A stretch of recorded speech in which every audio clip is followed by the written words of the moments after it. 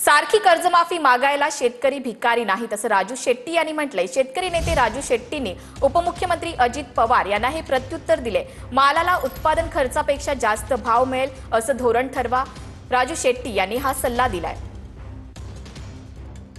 शेतकरी काही भीक मागत नाही, मान्य आहे मला अजितदादांचं की, पण त्यासाठी पहिल्यांदा सरकार म्हणून अजितदादांनी एक व्यवस्था करावी।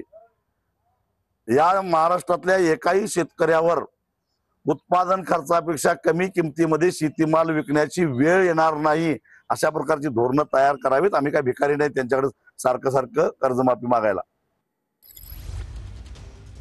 सारखी कर्जमाफी मागायला शेतकरी भिकारी नाहीत असं वक्तव्य राजू शेट्टी यांनी केले। अजित पवारांच्या